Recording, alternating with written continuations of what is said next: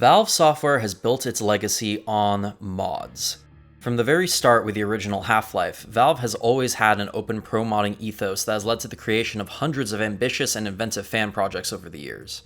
These mods range from simple cosmetic alterations, to dramatic shifts in gameplay, to original single-player campaigns set in the universe of the game that's being modded, to multiplayer experiences that completely change the style of gameplay, to total conversion mods that spiral out into territory never covered by the original work at all. The possibilities are endless, and Valve encourages this wave of creation through the release of their engine's software development kits, and making it a policy that most of these mods are available to download and play for free so long as the software it's based on is owned by the player. While other major video game companies have claimed that modding is an infringement on their rights as creators of the base work, or have even attempted to claim legal ownership of their fans' creations, Valve not only allows mods of their games on the Steam storefront, they actively integrate many of them with Steam so that they can be played if the base games are on the players' accounts, even if they're not installed. And why wouldn't they? Valve has gained a lot from the modding community. Mod ownership necessitates buying the corresponding game in order for it to work at all, so that's an obvious financial incentive on Valve's part.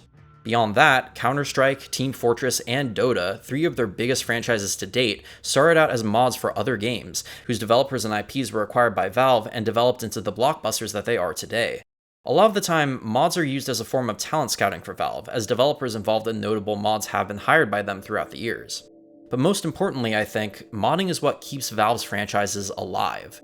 Valve doesn't make many games anymore. They don't really have to invest money, time, or effort into new software titles due to the overwhelming success of Steam, and prefer to just update and continually support the titles of their past.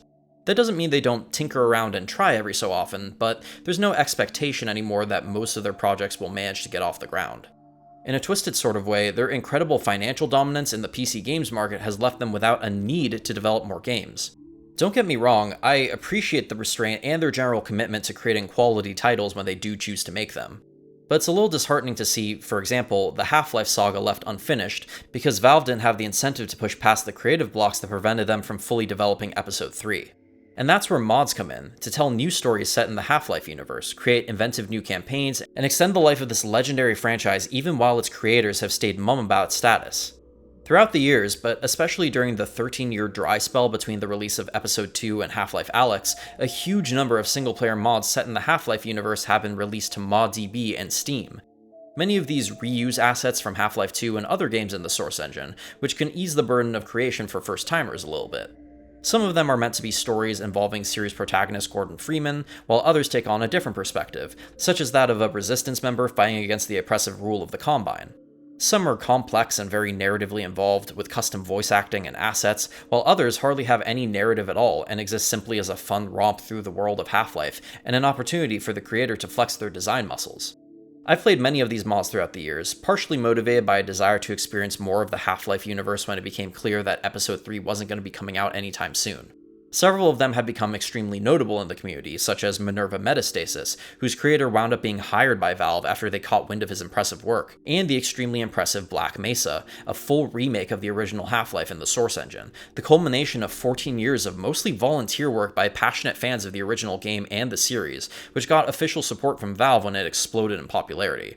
Mods like these would sate my interest in the Half-Life universe for a time, but as the years passed without a sign of Episode 3 and I began moving on to other games, my mod consumption steadily diminished. Even when Half-Life Alyx released and the future of the series seemed bright again, I initially didn't take much interest in adding much onto my mod repertoire since I couldn't play the new VR-exclusive game yet. Mods of Half-Life 2 and the episodes seem to be part of my past now. But 2 years ago, I played a single-player mod that was so stunning, so fantastic, and so incredibly well made that reignited my interest in Half-Life 2 mods and the incredible potential that they held. And that mod was Entropy 02. It's pretty obscure, you've probably never heard of it. I'm just going to say it now. Entropy 02 is one of the best experiences I've ever had in the Half-Life universe, and if you've played these games before or watched my video ranking the series, you know that is some impossibly high praise. If you own Half-Life 2 and haven't played this mod yet, pause this video right now, go to Steam, and download it. It's free, and if your computer can run Half-Life 2, it can run this. Come back when you finish it, because I'm going to be spoiling the entire thing, and I think it's best to go in fresh. You don't even need to play the first game to understand this one, though I do recommend trying that one too. I'll be here when you get back. Entropy 02 is currently the highest rated mod on Steam, and for good reason. It's been praised to hell and back for having excellent level design, great writing and dialogue, interesting original characters, a compelling story that complements that of Half-Life 2, incredibly unique gameplay ideas, and for expanding the Half-Life universe in an ambitious and clever way, unparalleled by any other single-player mod that has made similar attempts. One of the most unique aspects about the Entropy Zero series is the fact that you play as a member of the Combine, nicknamed Bad Cop, who starts out as a Metro Cop in the first game and becomes an Overwatch elite in the second. A lot of people have drawn comparisons between the Entropy Zero mods and Opposing Force, where you play as a member of the Hazardous Environment Combat Unit who were tasked with eliminating the Black Mesa personnel. There have also been several comparisons against the infamous Hunt Down the Freeman, which tried to do what Opposing Force did by having you play as one of the antagonists and didn't quite manage it. The fact that HDTF was $25 at launch and was a total piece of shit that still costs money today, and Easy 2 is free, is just kind of unbelievable. Just a heads up, I don't think I'm going to have any blindingly new insights in this video. I just want to talk about the Entropy Zero games, particularly the second. Feel free to watch this if you don't feel like sitting through a 4-hour pyrocynical video on the topic. No hate towards that video though, it's very good.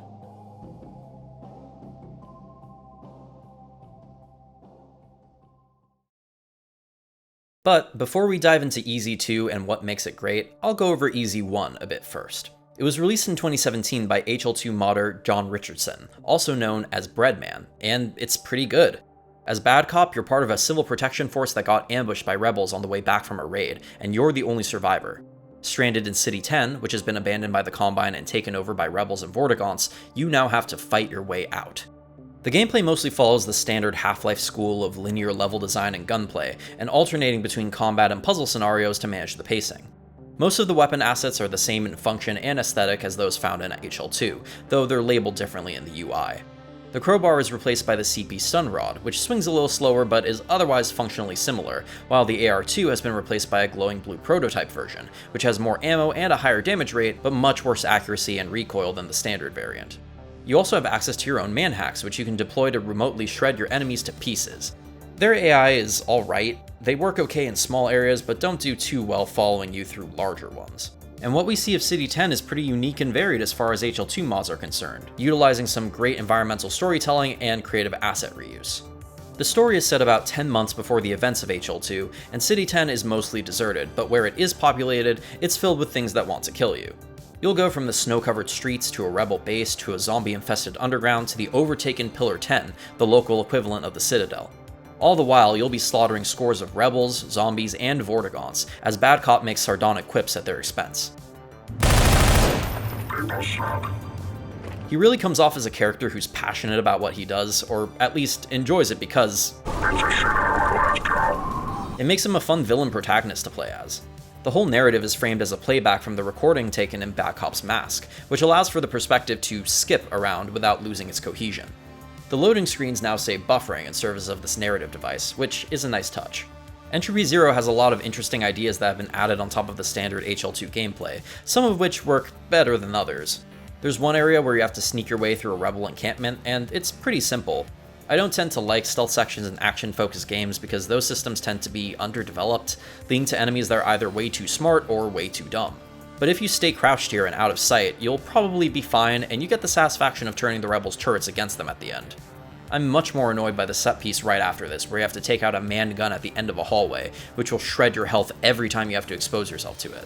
In general, Entropy Zero tends to lean into higher difficulty with a lot of its combat encounters, either by piling a lot of enemies onto you or by making those enemies' damage outputs be really high. And this is hardly the worst of it. Honestly, the first 2 chapters that have you fighting the rebels are the strongest parts of the campaign.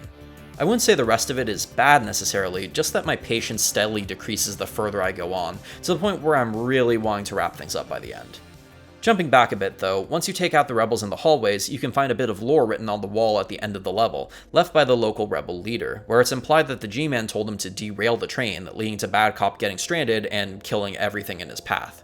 For the most part, this mod avoids telling its story through dialogue, and in fact has no custom voice acting, so I totally understand the need to put up this literal wall of text in order to explain some of the background events, and it's not strictly necessary to understand what happens overall. It is a little clunky, I guess, but they didn't have to include it at all, so I'm glad they put in the effort. You wind up freeing a fellow CP who the rebels have caged, but it turns out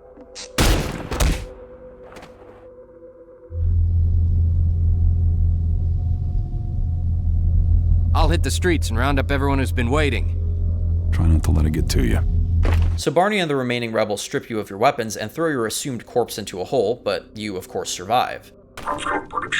And this is where the game's quality starts steadily declining. This chapter is a trek through the zombie-infested underground, and it can be a bit overwhelming at times, though thankfully the designers were kind enough to provide you with both the prototype AR-2 and several boxes of infinite ammo here. Some of the progression gets a little confusing here. I was stuck on the puzzle with the opening and closing doors for a while, and the standoff against the infinitely spawning zombie horde kept going until I eventually realized that I had to escape through a hole that appeared in the wall. None of this is awful, though. What is awful is the section right after this, which is home to probably the most infamous part of Entropy Zero, the dreaded Stalker Escort mission. So basically, your night vision dies, and you have to rely on a stalker with a flashlight on its face to light the way through a pitch-black area while you throw flares. There are plenty of barnacles and zombies that will interfere with its scripted path, and if it dies, you fail the mission and have to reload a save. If you've played the Half-Life 2 games, then you're probably aware of how slowly these things move, and this one has very little health, so you can imagine my frustration at the constant setbacks this thing put me through. That being said, this part of the game was complained about frequently enough that Breadman actually updated it post-release to make it less hellish. Now the Stalker enters a second-floor catwalk through an elevator about halfway through the journey, and walks from there to the end, while other Stalkers help you by shooting lasers at the zombies. It's a vast improvement from how this part of the game used to be, but it's still kind of a slog since the Stalker walks just as slowly as before. And honestly, even though it's the most infamous, this isn't even the worst part of the game. You eventually reach a transport that zips you over to Pillar 10, and the final chapter of the game. This place is nice to look at, but very frustrating to play. Your main enemies are Vortigaunts, who have taken over the pillar, and they are as powerful as they are fast. If you're playing on hard, you have to dispatch them quickly or they'll make short work of you, something which isn't easy because they can also tank a fair amount of damage, especially in the boss fight, which we will get to.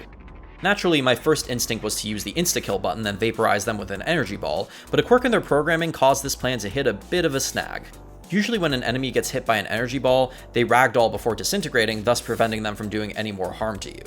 But these Vortigaunts just continue their previous animation, meaning they can still attack you while they're disintegrating. So that's annoying, and I wish I could say it was the only thing. Probably the worst mechanic in EZ is the integration of C-Flu, the virus spreading through City 10 that you've suddenly contracted. Every so often, your vision will go green as you slow down and gradually take damage, and you have to go to a nearby vaccination station in order to go back to normal. It doesn't happen too often, and it's less a challenge than a minor inconvenience, but it does still feel like an unnecessary detour every time.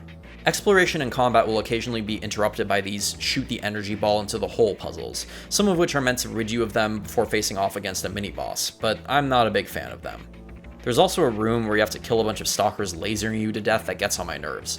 It's not all bad though. I like the fights against the brainwashed hunter, especially the one in the dynamic arena. You occasionally also get taunted by the leader Vort, whose dialogue is made up of recycled voice lines but is overall still comprehensible. Not the first to harbor such a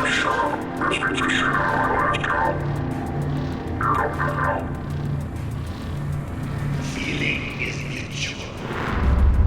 Unfortunately, my goodwill for this chapter runs out completely in the final boss fight, which takes place in this reactor room, where I think the Vorts are harvesting the core's energy or something. They're supercharged here, but fighting them directly is not how you win. Instead, you have to shoot energy balls into 3 subcores around the arena, and it can be hell if you miss. Actually, you experience hell of an entirely different kind even if you hit the target, because that activates moving lasers that you have to dodge, and then you have to get on top of one of these rising pillars or the floor itself will kill you, something that you have no way of knowing until it happens, and then it's too late if you miss the opportunity. All the while, the Vorts will be attacking you as a distraction, but at least the lasers kill them now.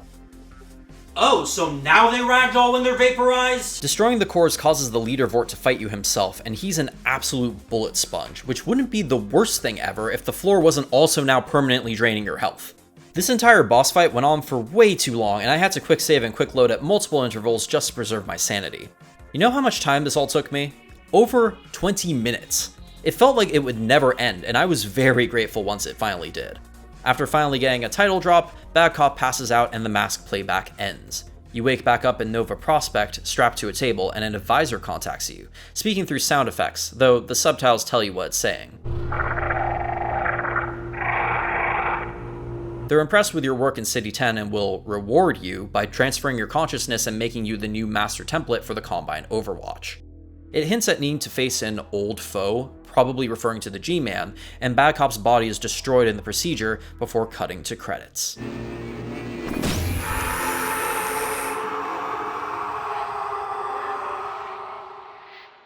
So that's the first Entropy Zero, a mod that's overall really good, with great ideas, but also kind of peaks in its first half while fighting the rebels, and its quality gradually descends from there.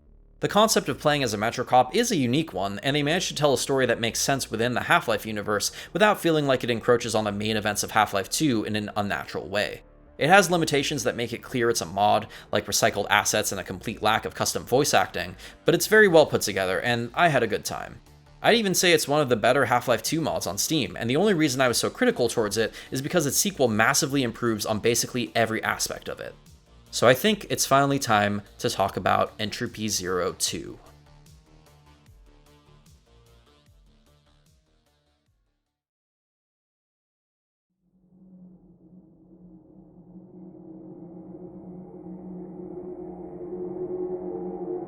Entropy Zero 2 was released on April 20th, 2022 by the Breadmen team. Yes, Breadmen plural. The lone dev who made most of the first game expanded his team significantly to create the second. It had been 5 whole years since EZ1 released, and I personally never expected it to get a sequel. And something I really didn't expect were the absolutely glowing reviews it was getting. It had been years since I last played the original at that point, and I didn't remember it all that fondly, even if I enjoyed myself when playing it. What could all the hype be about? Only one way to find out. I installed Entropy Zero 2 and booted it up for the very first time. Chapter 0 is a prologue meant to establish traits and motivations for the player character. You're back to playing as Bad Cop, now also known as Unit 3650, and you get to see him at the Civil Protection base before the events of the first game. And here's where you discover a pretty significant change that's been made to our anti-hero protagonist. In a year's time, maybe I'll have a promotion.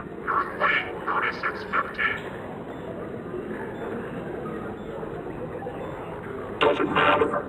I've got friends in high places. You know that. He's now fully voiced. This instantly gives him so much personality, but we'll talk more about the effect this has on his character later. Look who it is. The brown-nosing cat. Look who it is. The asshole that never shuts up. You walk around the base and interact with your coworkers, all of whom seem to despise you for being a suck-up and an asshole. What if it is a king sucker? Watch your mouth. Bad Cop doesn't exactly do much to disprove this in his responses. Good luck finding out how many idiots it takes to screw in a light bulb. All of the other Metrocops are actually voiced by different people in the source modding community. That's neat. You can spend a fair amount of time walking around, talking to others, seeing the sights. Wait, what was that? Today you happen to be on vent duty, meaning you have to crawl through the vents and whack headcrabs, as well as a runaway manhack, with your baton. I feel like a TV dinner. It's during this process that you encounter some other Metrocops gossiping, and they decide to look up your information from before the Combine's arrival.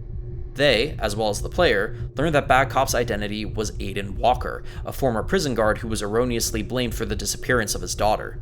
He wants the Combine's family cohesion service as a perk, so that he can learn who took her.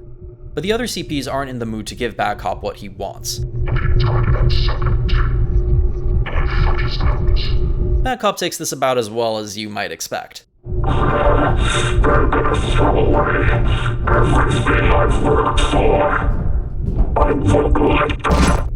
You pick up a Metrocop pistol, which is actually the only one in the game, and learn to kick a door down so you can massacre your colleagues. It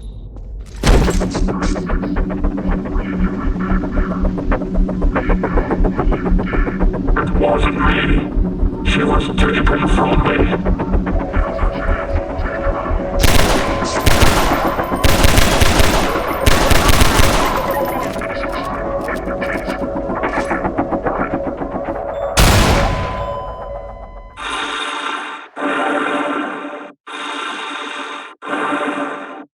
I'm innocent. From here, you get a blur of events catching you up to speed with the present, framed through the mask playback from the previous game. It shows you restrained while your superior chews you out, but he ultimately decides to keep you on since you're such an effective operative, though you're punished with outland duty. The mask playback skips to the beginning of the first game, with you ordering your troops to storm the rebel hideout, before skipping again to your original body being destroyed as you're made into the Combine's new master template. While this is happening, Bad Cop monologues about his past and how he was cast out by mankind, only to find solace in the service of the Combine, who understood him despite his mental issues. It does a really good job at establishing why he willingly chose to follow the Combine in the first place, and puts a nice cherry on top of the already great characterization Bad Cop has gotten in this prologue that's been absent throughout the previous game. I only had one thing to give up for this job. My humanity. Some would say. I never had it anyway. Now this is a powerful way to open a campaign. There hasn't even been any real gameplay yet, but I was already hooked and ready for more.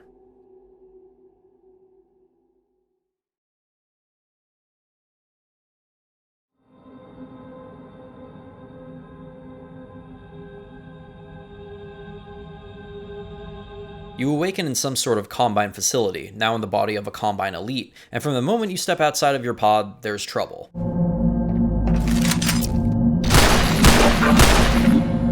This is where you pick up your first weapon, the Gauss pistol, which has infinite ammo that can be fired in either single or charged bursts, but is also weak and needs recharging between shots. I actually think more shooters could do with having this sort of weapon to ensure that you always have something ranged on hand, but it can never get too powerful. You meet with an advisor, who's now speaking in English, and it catches you up on what you missed while you were sleeping. Our operations in this region have been interrupted. The administrator has been terminated. Our connection to the overworld has been severed. The administrator's assistant, Judith Mossman, enabled this. Your directives are as follows. Capture Judith Mossman and discover what she is looking for. There are also images of the ruined Citadel, indicating that the events of this game take place after the end of Half-Life 2, but before the start of Episode 1. Bad Cop's will and faculties have been restored to him, something normally absent in Combine Overwatch troops, with the promise of receiving his desired perk if he completes his task. With your main objective established, it's time to get going. What are you waiting for?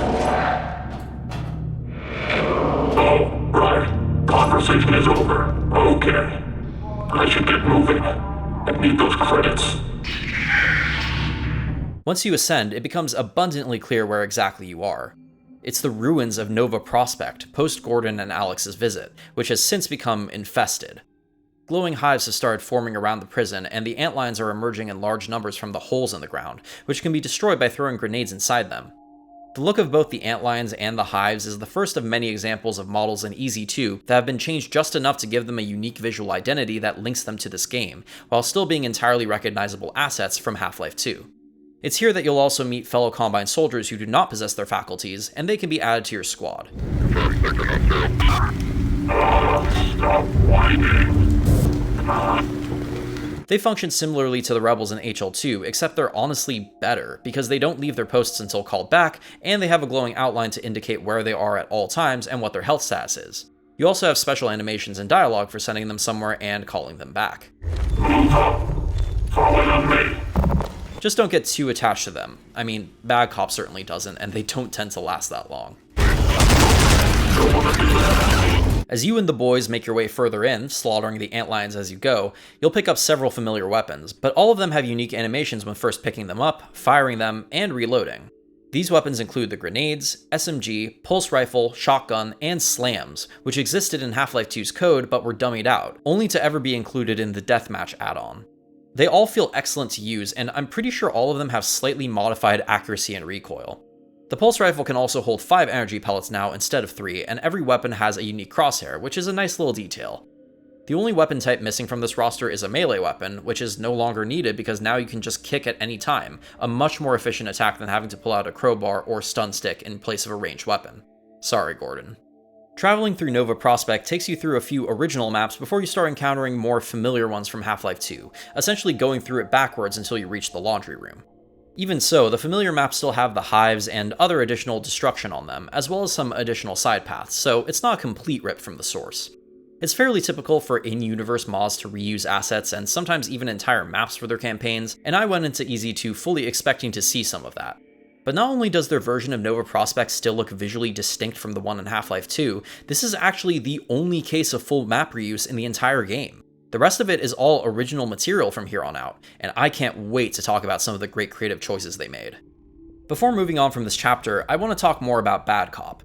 The previous chapter was pretty effective in establishing his relationship with humanity and how that contrasts with his relationship to the Combine, as well as laying out his backstory and motivations in a succinct manner. But it's this chapter where his character on the battlefield shines, and we learn who he normally is. So, what's the deal with this place? Who let the bombs in? You guys don't sound very much, do you? Must be a lack of faculties. He's a huge dork and a massive shitposter in the body of a violent sociopath, and against all odds, it works really well. While we got a sort of vague sense of that personality in the first game, back then his voice lines were all composed of unused Metrocop voice lines, and he was more of a caricature than a character. But here, not only is the vocal performance by Trivy fantastic, but Bad Cop's writing is excellent, and he's consistently entertaining throughout the whole game. He'll frequently quip at the expense of his enemies, or even his allies, the deaths of whom he's indifferent to, quoting or reframing lines from HL2 specific to the enemy he's fighting, like telling a Vortigaunt to pass on. He'll also make frequent pop culture references during the battle, something which would normally annoy me, but they work because he's such an insane personality. And the sheer variety of voice lines is incredible to behold. Bad Cop has dialogue for almost every scenario that can occur in-game, even for turning on cheats. Best of all, even though he's a fun character, he's clearly got some interesting depth to him as well, which was highlighted in Chapter 0 and will lead to some great character development later down the line, but we'll discuss that when we get there. Once you reach the laundry room and clear a landing zone, you have a final standoff against an antlion swarm and an antlion guardian before the Chell can pick you up. Bad Cop is predictably flippant about the fates of his allies, of course.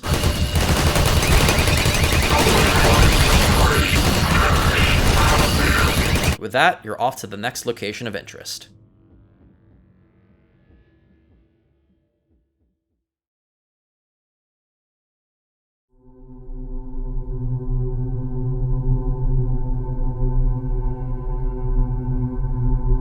Chapter 2 begins with your transport gang shot down and crash landing somewhere.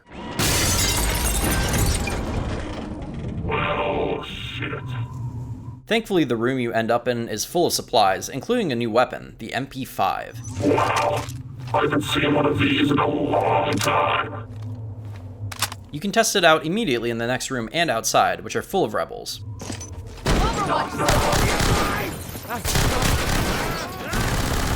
It's functional, but it's also probably my least favorite weapon in the game, and I only ever use it if I don't have ammo for the other guns. Its main fire mode is a burst fire, which I don't find very efficient, and the secondary mode is auto fire, which is better, but I still prefer the other guns. Reload time is also rather long. The rebels you fight are composed of the standard ones seen in HL2, plus the new shotgun rebels, who are just as quick and dangerous as shotgun Combine. For now, the combat feels pretty familiar, except for the fact that the rebels can sometimes run out of ammo and lose their guns as a result, or you can kick the weapons out of their hands, and if they're weaponless, then you can force them to surrender. This is a mechanic I'm fairly neutral about. Surrendering doesn't really give you additional benefits unless the rebel is a medic, and then you can use them to heal yourself if you're injured. Otherwise, there's entirely a possibility that the rebel will get up and try to find a weapon laying on the ground to attack you if you're not watching them. Not a very honorable or smart thing to do, all things considered. Anyway, once you're outside, you've got an opportunity to look around and really take in the snowy environment. Could this be? No, it can't. Can it? I was asking myself this question as I completed a navigation puzzle around an electric fence, coming upon a large facility with the name Arbite Communications on its side. This wasn't research I did until I finished EZ2, but that name actually is derived from Arbite Laboratories, seen on an unused HL2 asset with a similar logo, with Arbite being the German word for work. I'm telling you, these devs are the masters of creative asset reuse. You haven't even seen the half of it yet. After linking up with a new squad and breaching the building's entrance, you reach the next map, the entirety of which is a large-scale gunfight against the rebels in the offices of Arbite, which have a ton of debris and destructible objects scattered all over. We have already fought the rebels once, but this is the proper introduction to the wonderful gunfights in this game. They are pure chaos, and I love it. The combat feels so frenetic and full of energy, there is never a dull moment. It's very hard to create chaos that feels authentic and fun, but this game pulls it off every time, and this is just the start of it, the tip of the iceberg. It also follows the Half-Life tradition of constantly throwing the player into fun new set pieces, and boy, is EZ2 creative in this way. Surprise, these idiots can play poker. After clearing out the offices, you arrive in a warehouse where you fight more rebel forces, and are introduced to the Jump Rebel and the Rebel Sniper. The Jump Rebels wear Tau cannons on their backs, like jetpacks I guess, and advanced knee replacements, and can leap around in combat. There's also a miniature rocket turret on their shoulders. I'm not sure what that's for, but it looks amusing. The Rebel Sniper behaves the same as the Combine variant, and can still be taken out with explosives through their windows, though their sniper beam is yellow. Rebel grenades are also now yellow to indicate where they throw one, as opposed to the ones thrown by you or your allies, which are red. After a good deal of fighting, you wind up in an explosive-rigged room that you have to navigate around, just like the one room in Half-Life, only smaller. Once you reach the end, a rebel throws a grenade in the room through a vent, and you have to dash out.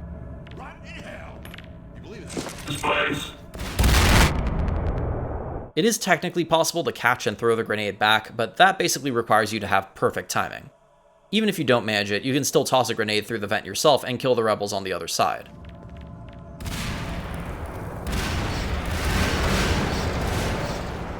There are some supplies here, and hey, you look familiar. On the final floor, there's actually a destructible wall that leads to an Overwatch soldier who the rebels captured, called Scar Zero, who you can recruit to your squad. Scar Zero, we have files taken care of. Request backup. Sector is not secure. How long have you been here? Clear. He doesn't have any special abilities or anything, he just has a unique model from being tortured.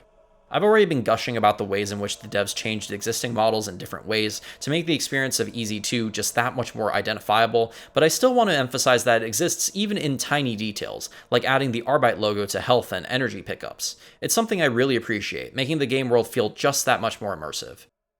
Before moving on to the next map, there's a huge rebel ambush that you and your squad have to fight off. They're in the control room! Stop the Combine from getting into the lab! Or you could just rush to the exit, abandoning your crew, but where's the fun in that? Since you're now on the third floor, the rebels take full advantage of their jump troops, as well as employ a new sniper. This fight is chaotic as hell and can be pretty tough. The areas you start in are fairly exposed, with glass windows on both sides and an open catwalk surrounding you. Thankfully, you can retreat to the stairwell from before for some momentary relief, and if your allies die or you start getting swarmed, Bad Cop will call Overwatch and request that they shell the area, which releases manhacks as support. Once you're through that encounter, you can move on. Now I've been mostly skipping the story context in the Arbite area, so let me back up a bit and recap. Upon entering the warehouse map, you see some rebels being led out of their area by their leader, a character simply known as Radio Guy. We can't let it get to Dr. Mossman! Looking at security footage, you can spot Judith Mossman having been here previously, as well as... Wait, what the hell was that? As you traverse the area, you can find recordings left behind by Radio Guy, indicating something strange is going on having to do with time, as well as alluding to other encounters with Combine troops before you showed up. After clearing the warehouse and following Radio Guy through the checkpoint he escaped in, you lose contact with Overwatch and run into Radio Guy just in time for him and his friends to escape your reach. Hey, you cycloptic bastard! If there's still any gears turning up there, don't even think about following us. Have fun finding your buddy in the basement. The next room is familiar to keen-eyed Half-Life players. It's where the G-Man had his heart-to-heart with Gordon in Episode 2, except here it's been retconned to represent Arbite rather than Black Mesa. This is where you start getting visions of some other event having to do with another elite Combine. Wait. Where'd he go? You follow them, enter a room, and... What the? I've been waiting for you to show up. Is that so? And who are you, exactly? 3650. What? Impossible. So yeah, the other elite who's been alluded to by Radio Guy's messages and whose image has been flashing on screens in the previous map is also 3650, one of your clones, and he's the one you've been seeing in those visions. Colloquially, out of universe, he's known as Clone Cop. His suit and body are heavily damaged and his voice skips around continuously, indicating that he's been through some shit. And he's trying to sow seeds of doubt in Bad Cop's mind about the Combine, due to how they lied to him about being the last of his clones and kept the memory of Ava in his head, but it isn't quite sticking. It's a mystery to solve later though, as you now have to get out of this room and reunite with your squad. You crawl through some vents, reaching the basement, and then climb out, encountering some weirdness on the way. Looking around, you might also spot some other familiar lore elements from the shared universe this takes place in. Oh, real? What kind of boat name is that? Borealis. Right. Still a lame name for a boat. Rebels seem to be interested in it, though. You almost reach your squad, but then the power dies. Looks like the power's out. Now I gotta go back down to the generator room. In the midst of this journey, your night vision also dies, and it can make the journey back to the basement a little unsettling. A teleporting temporal head crab appears, and killing it will restore your night vision, but it won't be the last time you encounter this thing. There are also blue zombies who are covered in a toxic goo that leaves behind a harmful puddle when they die. Once the power is back, your squad gets attacked by something off-screen and they all get killed. Except for Scar Zero if he's made it this far. He manages to escape.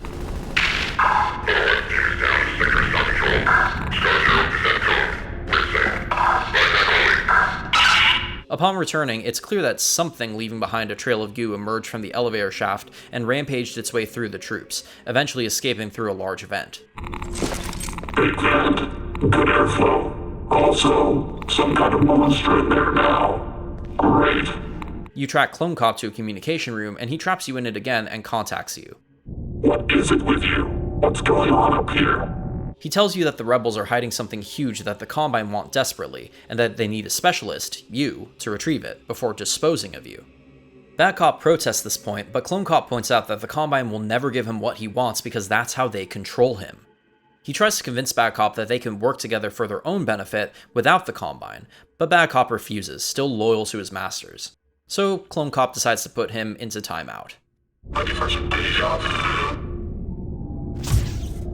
Oh shit.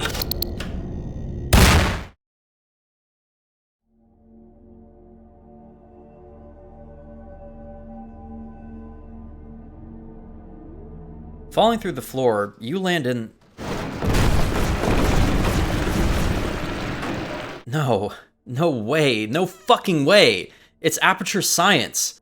While there were some pretty neat environmental hints throughout the previous chapter indicating that's where you were, seeing this test chamber flooded with the toxic goo makes it completely obvious. The excellent build-up with the subtle details made this reveal so cool, and I was grinning ear to ear the first time I played this chapter.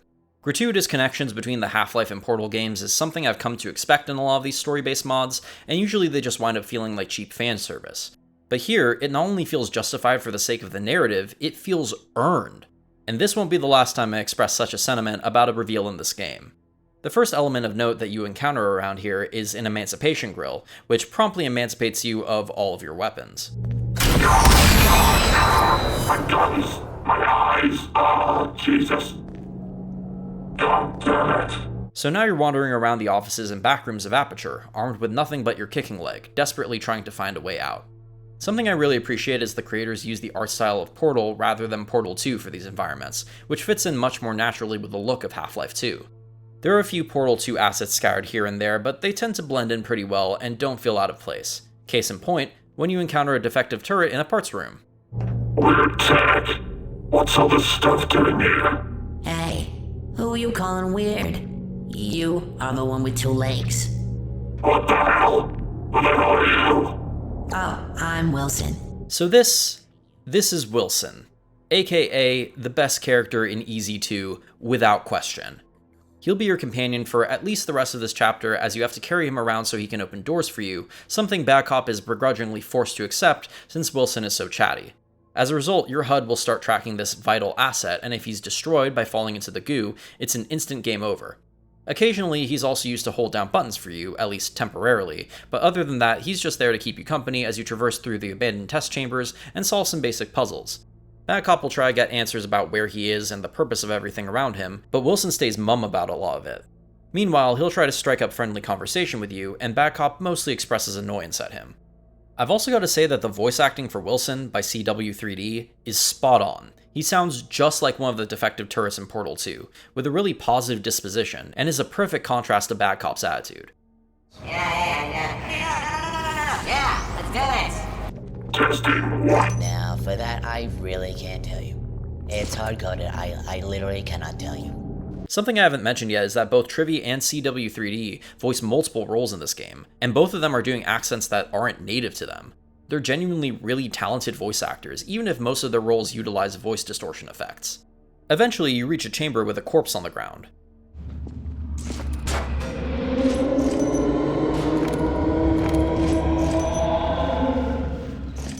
So, I should probably tell you about the gigantic man-eating monster. Oh, you think now would be a good time? Since you're currently weaponless, your only choice is to hide in the vents and watch the monster make its entrance. Once again, it's a great reveal.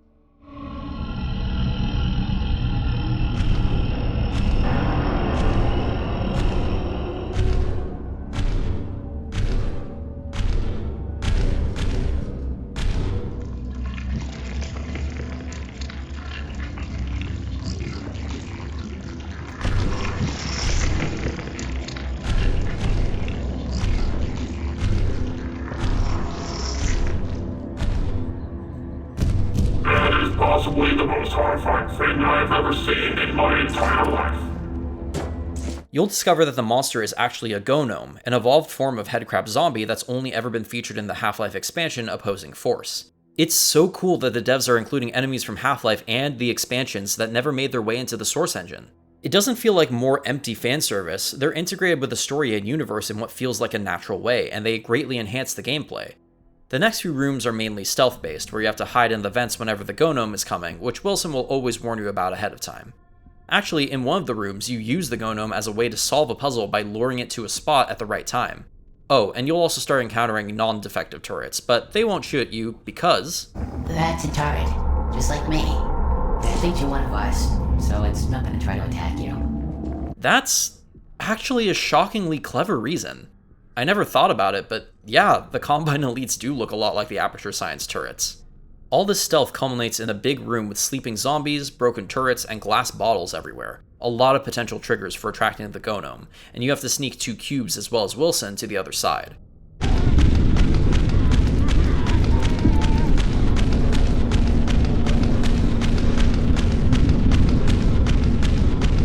It can be quite a trek, but once you've done it, you get a short breather while Wilson tries to open a door that takes a little longer than expected. Gross. Don't get too comfortable, though.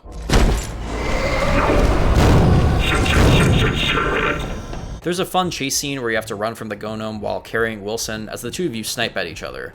Why are you such a pain in the ass to carry? You say mean things when you're mad. Wilson later gets offended that Bad Cop said he was difficult to carry. You hurt my feelings back there, you know? You said I was difficult to carry. I wasn't designed to be carried. Oh, shut up. Let's get out of here. Right after this, there's a room where you can learn more about the relationship between Arbite and Aperture, as well as the effects of the anomaly. Everything that's described in the document actually does happen at least once later in the game, which is great foreshadowing. It concludes with a proposal for Aperture to acquire Arbite and essentially use it as a front, explaining the relationship between the two companies. The next room is a reception, guarded by a turret sitting at a desk with a computer, who Wilson convinces to let you through. Hey. Hey. Just me and the boss, back after a big raid. Yeah. A dangerous raid. They didn't stand a chance, did they, boss? Nope. I killed them all. Her business is appreciated. Could you let us through? Gotcha. No fair. I think she likes you. Here's a fun fact about this turret, by the way. All friendly turrets in-game have limited ammo, except for this one, which functions throughout almost the entire game. You could bring her with you throughout your journey if you have the room, but why would you do that if you need the space for someone else? Now in Clone Cop's base of operations, you can pick up a revolver he's left behind, amusingly just referred to as a gun in your HUD. Wow, a gun. Those horses. I wonder if it's loaded. No. Which sadly has no bullets. There is an ammo cage directly behind you which also contains the switch to leave, but no way to open it without being able to blast the lock off. It's a real conundrum. Let me in. Let me in. There's also a security recording of Radio Guy moving Judith to Arbite 2, with Wilson and a hand-drawn map revealing that there are a total of 3 Arbite facilities, giving you your next objective once you get out of there. Going into the back room, you can find Clone Cop's Gauss pistol. That idiot left his gun behind. What an idiot. And then use it to fight off the blue zombies and barnacles you encounter on the way back, including blue fast zombies which appear for the first time. Once you return and blast the lock off the ammo cage, you can finally load your revolver and see its awesome animation. This is possibly my favorite custom animation in the game. It's so slick and satisfying to witness, and expresses so much about Bad Cop's personality. Since you now have the means to take it on, the next room is a massive test chamber arena where you fight the Gnome and an infinite number of respawning zombies, emerging from the toxic goo. The fight is actually multi-phase, with you doing enough damage causing the Gnome to momentarily retreat as Wilson activates the platforms, which can both be a boon and a detriment as there are fiery pits below that are just as much a risk to the zombies as they are to you. The fight can be pretty tough due to the onslaught of smaller zombies and your limited loadout, but overall it's pretty fun and a decent challenge of your skills. Plus, the reward you get for finally killing the Gnome makes the entire endeavor worth it. Did it? Man, I can't believe you killed that thing. In the next room, you get a hold of possibly the best new game mechanic in Entropy 02, the Aperture Science Zen Grenades. Be careful with those. They're a little unstable.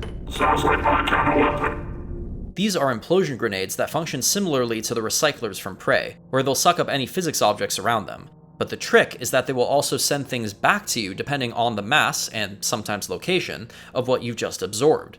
Sometimes these can be supplies like health or energy kits, or monsters like antlions, antlion guardians, zombies, headcrabs, or gnomes. They're really handy in a pinch, and can make the already chaotic combat encounters even more intense in the best ways. What's unique is that you'll often get assets from the original Half-Life that have been translated into the source engine, including health and energy, zombies that make the same sounds as the ones in Half-Life, smooth head grab models, zombies that wear HEV suits and carry crowbars. It's all so unique and shows that the devs truly love and are passionate about this universe.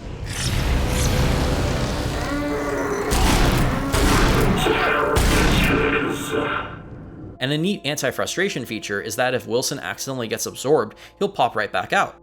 The first time you use these, not only does it spark the imagination when it comes to possibilities for how to use it, the game also takes the opportunity to play a great remix of the Valve theme.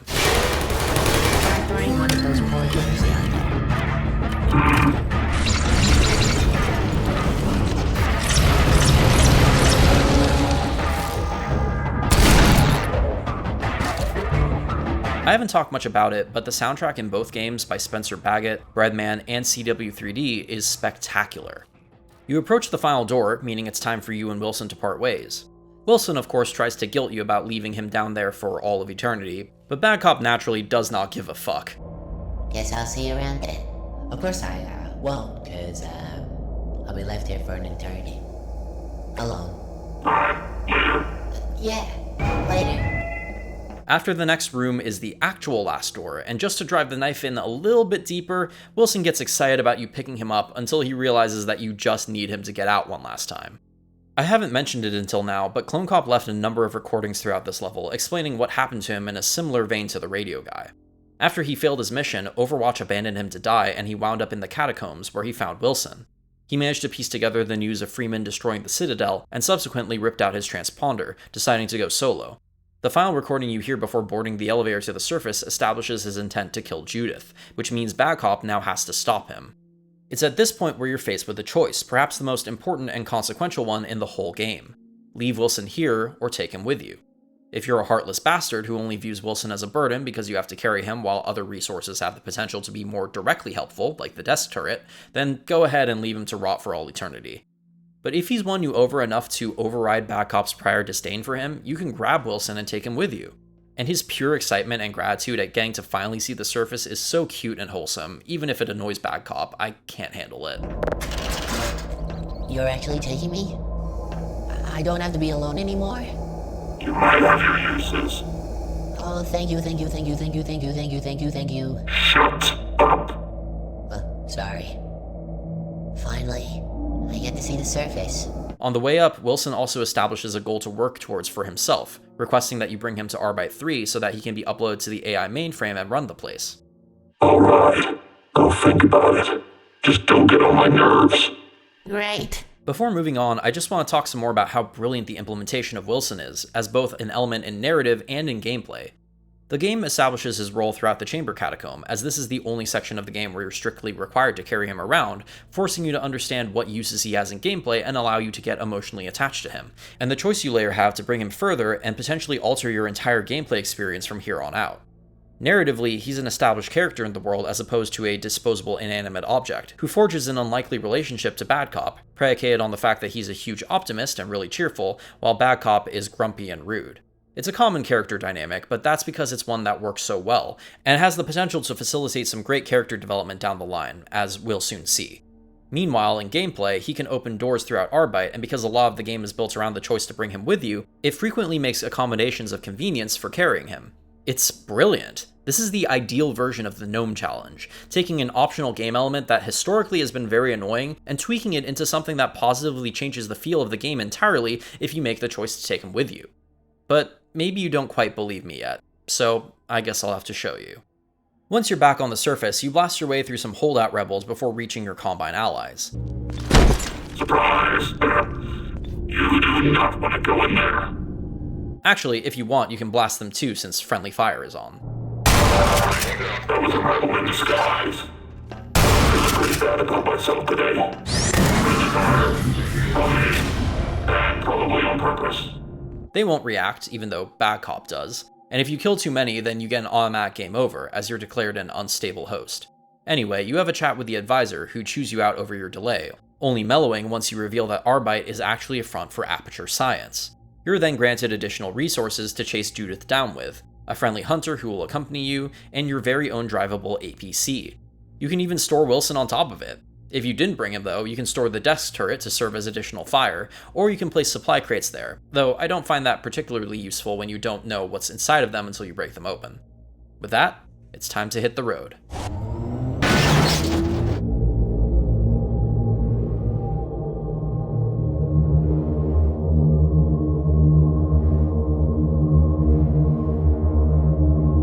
The next chapter is mostly spent driving the APC through the snow and fighting rebels and aliens throughout, and stopping in a variety of locations, in a similar vein to the vehicle sequences in Half-Life 2 and Episode 2.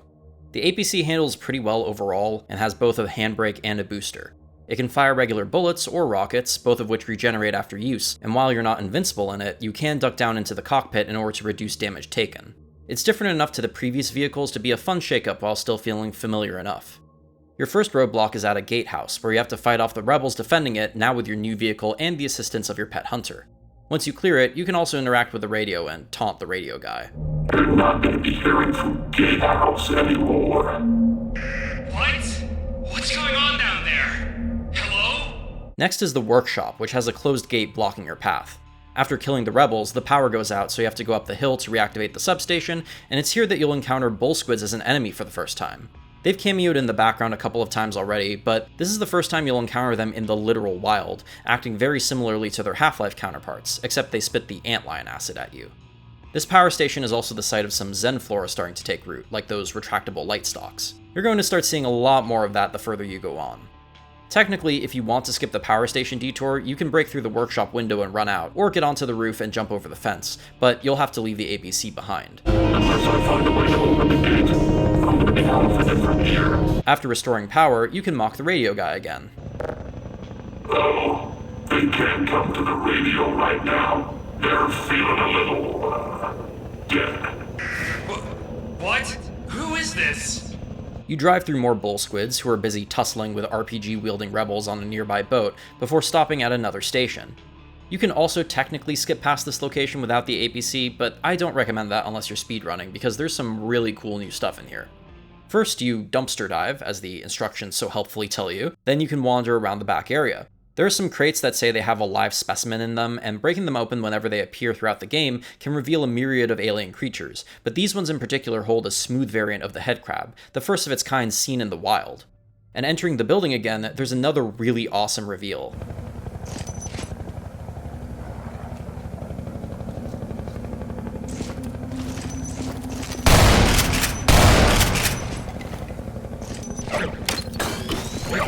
It's the pit drones from Opposing Force, both acting and sounding the same as they did in the one official game they appeared in, and now they're enemies in Easy too. I cannot express enough how much of a no fucking way moment this was for me the first time I saw this. Bringing in Zen enemies only seen in the original Half-Life is one thing, but allowing Race X to make a return when none of the official Half-Life games by Valve have acknowledged Opposing Force as canon is such a validating and amazing experience. The pit drones are just as much of a pain in the ass here as they were in their original appearance, but at least now you're generally better equipped to deal with them. Next location of interest is a drive by a freezing lake with the ichthyosaur swimming in it, and unlike in Half-Life 2, it's not just for show. There are also a number of Zen creature crates scattered around, which a Vortigaunt on a platform will blast open if you don't deal with him ahead of time. You could also grab supplies that are on a nearby boat, but there are plenty of Zen monsters there too. You spend some time driving underground and dealing with monsters and zombies, eventually coming upon a monitoring station that has some neat puzzles themed around aperture testing. One is a platforming puzzle across a room flooded with toxic blue goo, another requires you to fire an energy pellet into the receptacle, then use the low gravity you activate to get back out. A third, and by far my favorite, is a series of rooms using red barriers that, well...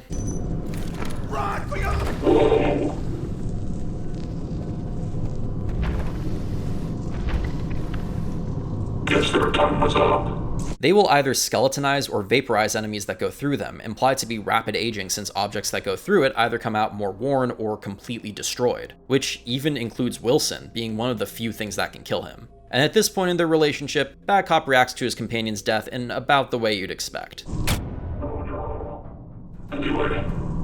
I really can't overstate how cool I think the concept of the Time Walls is. I've always been a fan of this alternative depiction of aperture science as a genuinely dangerous entity meddling in places that they shouldn't, guarding the dark secrets of the universe. It reminds me a lot of the SCP Foundation, and it's a direction that I'm really on board with. That's one of the reasons why I hold a soft spot towards the mod Snowdrop Escape, which leans hard into this portrayal, even though I don't find the mod itself to be an overall great experience. As you go through the rooms in this building, you can see past visions of Aperture employees working, as well as the Rebels and Clone Cop finding the monitoring station. You also get flashes of the Borealis every time you activate a fuse box, leading up to this epic sighting when the station is powered up.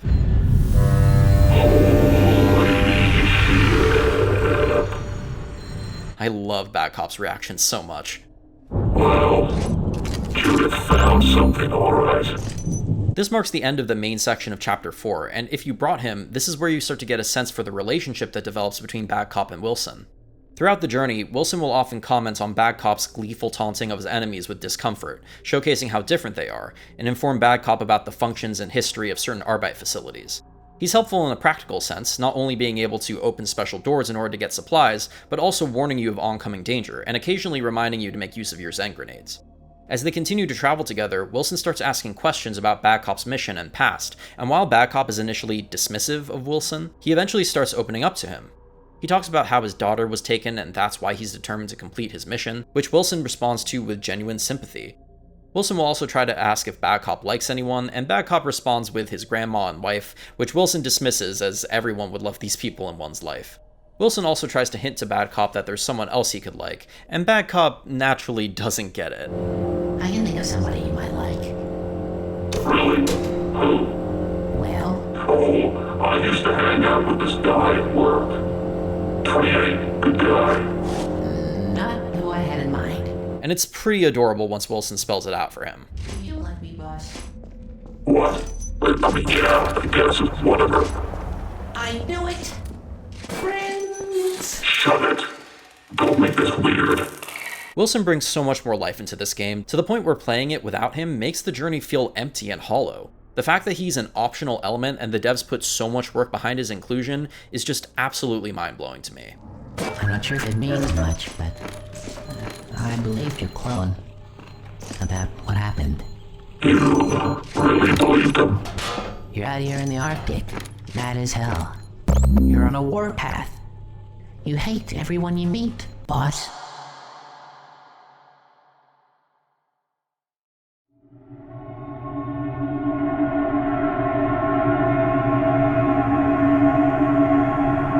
Before moving into the next full chapter, there's a subchapter called Exhumation Zone, which is labeled as Chapter 4A in the menu.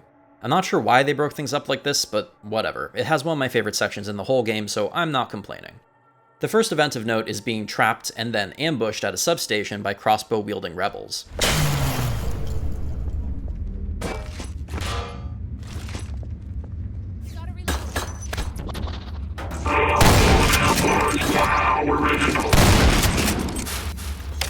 Three trips to Zan and covered up. Gotta say, you got to the first you tried. He's gonna take more than that to take me down. You can pick up a crossbow yourself after the fight. Primitive weaponry. Goddamn cave rebels. Venturing further into the substation in order to open the gate, you encounter the temporal headcrab again and have to fight it off, then go even deeper. This place gives me the willies, boss. Oh, grow up. This is where one of the game's anti-frustration features comes into play, where the elevator will not allow you to proceed with Wilson because he exceeds the weight limit, so that you can explore the following area unencumbered. Though this weight limit message doesn't come up if you travel with the desk turret, so clearly it's designed specifically with Wilson in mind. Going down.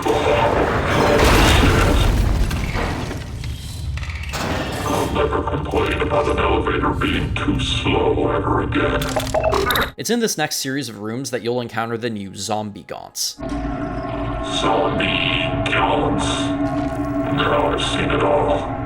They can't shoot lightning at you, but will get in your face and try to claw at you, or use its AoE attack, and can zap you from a short distance. They also use the SFX from Half-Life 1, which is pretty cool.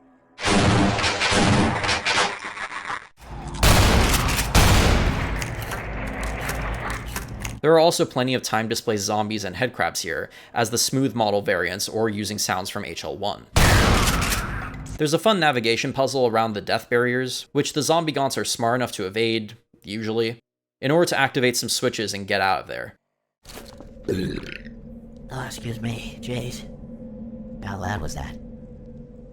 Did you just...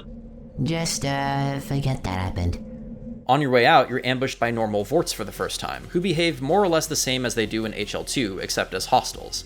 While they were ridiculously overpowered in Easy 1, they're thankfully much more manageable now, and actually ragdoll properly when vaporized. Some of them are wearing the heads of antlions as hats into battle, which I think is a nice touch. Getting past here leads you into a gigantic battle raging between the Combine, Rebels, and Zen Fauna on the road, which is chaotic as all hell and a ton of fun to engage with, whether in your APC or out of it. The Rebels blow up the bridge leading to Arbite 2, so you're forced to take the long way around. Past that, you finally catch up with Clone Cop, only for him to fry your APC's engine and force you to continue on foot. God damn it. Engine is fried. Take that as a hint. Stay out of my way. You again. Why don't you come out here and face me? I've got the rebels on my tail. You can distract them for me, right? Asshole. However, with the Rebels on your tail, Bad Cop decides to use the nearby winter cabin as a base and call in reinforcements. This place belonged to the CEO. You don't say. Oh, I remember him. Yeah, he's the lemon guy. Make life rue the day and thought it could give Cave Johnson lemons. Do you know who I am?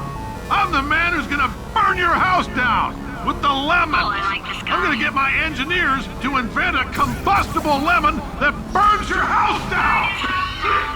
You get a squad of 3 soldiers plus your hunter to stand off against the invading rebels and Vorts. And there are a lot of them. It's a fairly lengthy battle and there are numerous angles they can attack from. Eventually, you and your forces start getting overrun, and Bad Cop resorts to calling in an airstrike, which helps fight off the rebels, but utterly wrecks the cabin in the process. Holy crap. I could have done with the place. Once all the fighting is over, an entrance opens up in the nearby mines, said to be a shortcut from the outside, but also with an ominous warning to stay out. And it's here where we enter maybe the coolest location in the whole game, the Zentarium. As the name implies, this entire area is a terrarium for Zen flora and fauna that has overgrown and gotten out of control. This even extends to the stabby Zen trees and those headcrab bushes, as well as plenty of healing water that Bad Cop seems to very much enjoy. I feel restored.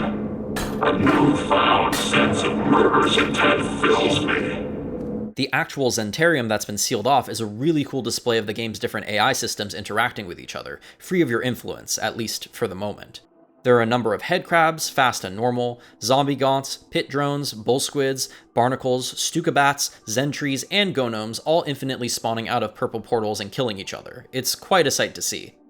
And since you have to traverse the area in order to escape, you can close the portals by tossing a Zen grenade into them, of which there are plenty around you.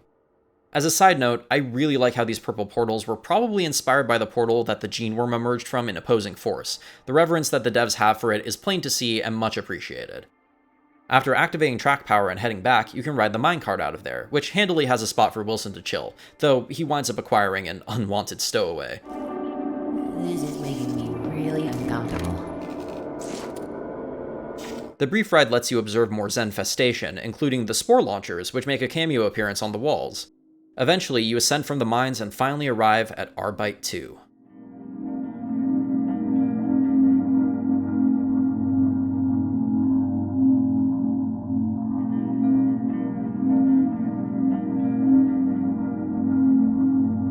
Chapter 5 has you reuniting with your hunter, who makes quite the entrance.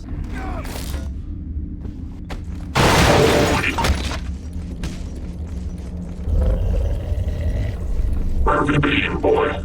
Nice to see you're still taking out the trash.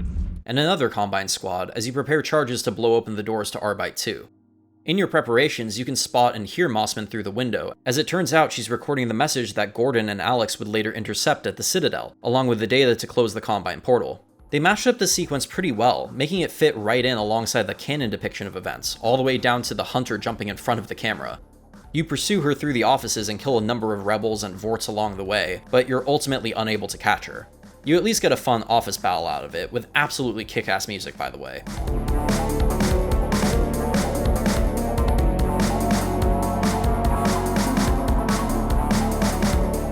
At the end, Bad Cop has another chat with Clone Cop in a video monitoring station. Hey, asshole.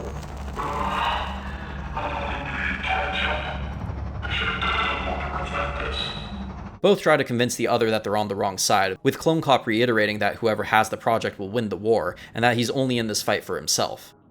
Exiting through a transition area and into another building, you begin to see the Combine's full-on assault of Arbite 2. But you're not able to join the fight just yet. First, you've got to solve a simple puzzle involving hostile roller mines and manhacks, and then you can place Wilson into a payload transport and meet him up ahead, since there's pretty intense fighting in the next few areas. Strictly speaking, you don't have to do this, but it's helpful if you want a break from carrying him as you navigate the battlefield. This is gonna get heavy. Finally. The following map has a full-scale war happening between the Rebels and Combine, in a way that's very reminiscent of the final street battles seen in Half-Life 2. Buildings are being destroyed, wrecked cars and supply crates line the streets, and numerous squads on both sides are busy gunning each other down, even outside of your own group. Some of the rebels are equipped with rocket launchers that they actually use, and sometimes gunships and striders will pass by and give you an assist. All of this climaxes in a rooftop battle against the rebels in the building across from you, until more Combine reinforcements show up and overwhelm them. Wilson can be picked up a little ways ahead, and Bad Cop catches up with the rest of the troops, only to be disappointed in their performance. Wait, I thought we had Judith surrounded. You idiots let her escape. Now you're forced to descend into the excavation site. Oh, jeez. What? I don't have clearance for this area. Who cares? Maybe we should leave? I don't want to go to Android Hell. What? Come on, it'll be fine. You find yourself in a large ice shelf, where there are more rebels to fight. There's another payload transport you can drop Wilson into up ahead, but this one is much shorter and only exists so that you don't have to carry him up a ladder. The further you go on, the more frequently you'll start encountering traps laid by the rebels, like slams or reprogrammed turrets. I need to protect the humans. Hello, friend. The biggest example of this is a neat little puzzle where you have to clear out rebel hopper mines using Zen grenades. Eventually, you come upon the airlock where Judith is hiding, and she recycles her lines from HL2 when she meets Gordon in the airlock before realizing who you are. We've got something. Okay, it's human. Hello? Take it easy in there. You're safe now. We've got something. Okay, it's human. Hello? Hello? Oh, God. Oh, shit. So, this is where you've been hiding. A squad joins you, pursuing her through Arbite 3, fighting off squads of rebels as you go. Funny enough, it is actually technically possible to catch up to her, but if she reaches the end of her path, she just teleports away since you're canonically not supposed to catch her yet.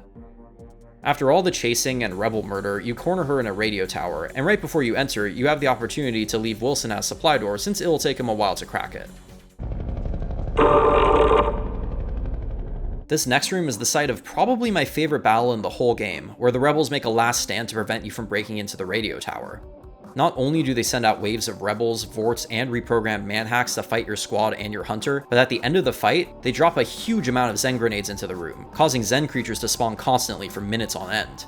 It is chaos personified, which made this the most enjoyable battle in the game. To me, anyway. They continue to throw the last of their defenses at you as you climb the tower, setting up mines and turrets, but nothing can stop Bad Cop at this point. Judith Mossman in here. Okay, your benefactors humbly thank you for your cooperation. Eventually, you witness Clone Cop interrogating Radio Guy about the project, and the conversation ends predictably. What are you doing? Oh God, please no! Shit. I guess the show's over for this guy. Not how I would have handled it. I was gonna ask for an autograph. Mossman is at the very top of the last of her protectors in the control room, sending out a transmission. After you make your way in and kill the last of the rebels, you can finally confront Judith. How did you get in here? Finally. I've been tracking you for days now. What? Or, you know, you could put a bullet in her head out of spite. My ass. Oh, wait. I needed her alive. Bad Cop chats with her briefly and tells her to listen to what he says for her own good. This is notable as one of the few points in the game where its limitations as a mod become obvious, since Mossman can only speak a limited number of lines in response to Bad Cop's dialogue, making her sound somewhat restricted compared to the full range of dialogue afforded to every other major character in the game. The Combine show up to apprehend Mossman, but then...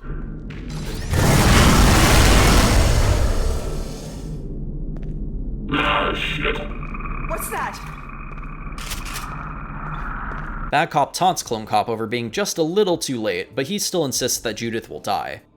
An interesting detail actually arises if you decide to bring Wilson with you here. The game encourages you to leave him at the door that takes him a while to crack, but if you instead take him up the tower, then Clone Cop will have extra dialogue, and Bad Cop will show some care for Wilson, even if it's only in his own emotionally detached way. Clone Cop then deploys manhacks as he tries opening the door, mocking Bad Cop over his choices again. Once Clone Cop breaks in, you and Mossman have to run from him back down the tower while avoiding him and his manhacks. He's invincible and will kill Mossman if he gets too close, so running is your only option at this point. Once you reach the warehouse and get her into custody, you can breathe easy again. Shit. I've had enough of those kinds of chases for one lifetime. She's apprehended and you're contacted by the advisor, who tells you that your primary directive is now complete, and that they had intercepted Mossman's transmission, which Gordon and Alex would later find in the ruined Citadel. Your next objective is to deal with Clone Cop once and for all, forcing you to travel deeper into the ice shelf in the game's final climactic chapter.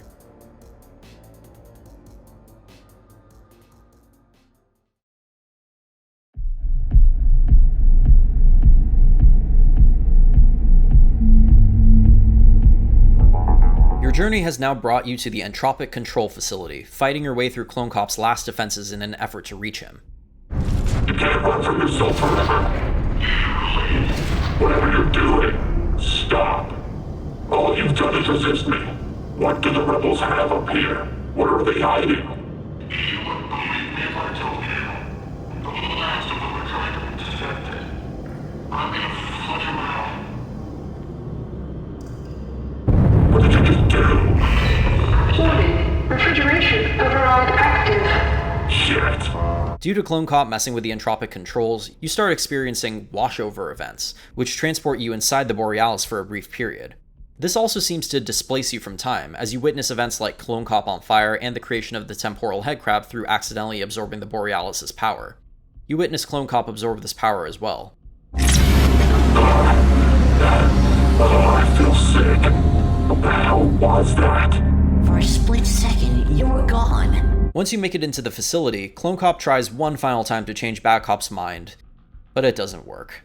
So Clone Cop disrupts the entropic core and emerges from his control room to fight you. This fight is okay. Not bad, but it's probably my least favorite in the game, to be honest. Clone Cop has a ton of health and can teleport around the arena, and there's not a whole lot of cover. He'll deploy man-hacks and Zen grenades frequently, though the arena itself is at least pretty big, with 3 layers you can escape to if needed. The crates containing Zen creatures can be released and add to the chaos, or you can use your own Zen grenades to summon creatures and items. Random junk will occasionally teleport in as well, presumably so that the Zen grenades have something to absorb. Once you've whittled down Clone Cop's health enough, you both teleport inside the Borealis, and you have to shoot explosive tanks near him. However, Wilson will also teleport next to him and get caught in the blast. You teleport back in time to watch Clone Cop limp away while in flames, and you have to chase after him once again.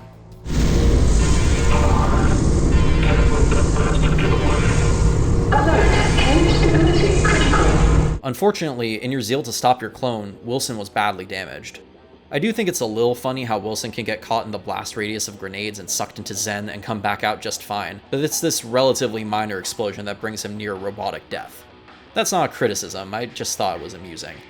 Stabilizing the core gives you a title drop, but unlike the first game, there's still more to go before it's over. Core entropy, 0. Before leaving the area, there's a really nice moment between Bad Cop and Wilson, where Wilson says he's not going to make it, but Bad Cop insists that he can walk it off.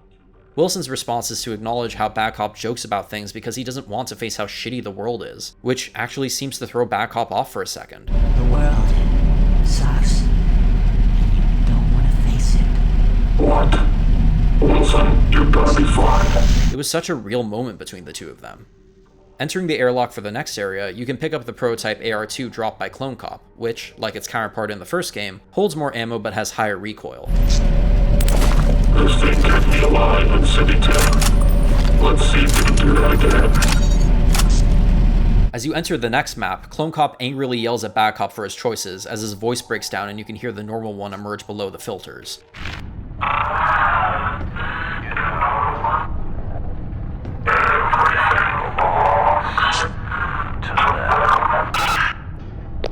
Well, yeah. We gave everything for this privilege.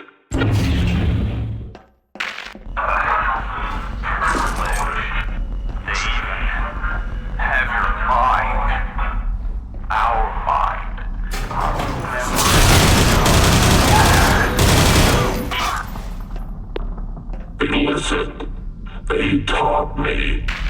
They fixed you. Raiders! They fix all of their errors. They know exactly what to say to keep you interested. You should never have signed us on for this bullshit. This map is the site of the Rebels' final stand, as you gear up in the 3-story cabin and wait for the platform to the project to be summoned. It's here that you'll also reunite with Scar Zero if he lived through the earlier encounter, and he'll support you along with the other troops who are there to back you up. This battle is very fun and a good send-off to the typical strain of combat in this game, as the Rebels throw everything they can at you. Jump troopers, vorts, man-hacks, they don't let up for a second. Partway through the battle, blue zombies will emerge from another entrance and start engaging with the Combine and Rebels at the same time. Eventually, the platform leading to the primary excavation site will arrive, and so will Combine reinforcements, and they'll help you put down the remaining hostiles. With the last of your enemies out of the way, you can take the platform over. Clone Cop contacts you again, saying that the Borealis could have been used as a bargaining chip with the Combine, in order to get answers for Ava. Bad Cop is still insistent that the Combine will hold up their end of the bargain, but Clone Cop points out how Bad Cop has nothing to show for all that he's done for them. As you travel, you pass through the temporal wall, which is a genuinely really beautiful and stunning sight, and a great lead up to what you're about to find. And finally, Wilson speaks to you one last time before you dock. Boss, I'm not gonna make it. You're gonna be fine. No, I don't think I am. No, you're fine. You're yelling at me. I'm not mad. I'm gonna get you uploaded, remember? He says he's not going to make it, despite increasingly emotional insistence from Bad Cop that he'll be fine. In one of my favorite moments in this game's story, Wilson tells Bad Cop that he doesn't blame him for being angry at the world, and says to remember that he believed Bad Cop. The last thing he tells Bad Cop is to get rid of the ship, because he doesn't need it. Get rid of the ship, boss. Ship? You don't need... Wilson? Wilson? He's gone. Maybe I should leave him at the upload station. Bad Cop sounds genuinely devastated at Wilson's loss, and at this point, I was kind of broken up about it too. He had been there with me during every step of the journey, opening doors, telling me about Arbite, and keeping me company. He was a companion through thick and thin, and in a tragic turn of events, died right before making it to our destination. But maybe there's still something I could do for him. Maybe he still has a chance. You can leave him at the upload station, which begins a deep scan since Wilson's core is deceased. You also learn his full name, perhaps indicating that his personality had been cloned from a real person. Bad Cop gives his final goodbye, saying the words he likely could never say out loud to Wilson when he was alive, as his friend is carried into the light. We made it, buddy. You're gonna have to leave here now. So long, and thanks.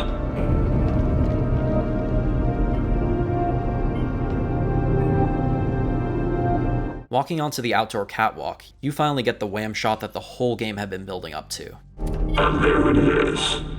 Finally. There it is indeed. After so much build-up, it is a damn satisfying payoff to finally see the Borealis in person, especially compared to other mods that just like to throw the Borealis in as a cameo. But Easy 2 is better than that. They earned this appearance. You enter a warehouse that's full of shipping containers, and what's that floating up there? In front of the gate entrance to the Borealis' walkway, Clone Cop is waiting for you. Does the ship really mean that much to them? It contains everything they've ever wanted. Bad Cop asks if the ship really means that much to the Combine, and Clone Cop confirms it does, having learned the truth about how the Combine enslaved them. Bad Cop indicates that maybe he could do something with the ship, which angers Clone Cop given everything that's happened, and insists it's too late now because Bad Cop knows too much, and the Combine will wipe his memories. When Bad Cop insists that Clone Cop is wrong, Clone Cop announces he's done with trying to resolve Bad Cop's past and done with his own life. Bad Cop says it's both of their pasts, but Clone Cop retorts that Bad Cop gave everything for this privilege, throwing his own words back in his face. Clone Cop requests that Bad Cop put him out, and you can choose whether or not to pull the trigger. Regardless of your choice, however,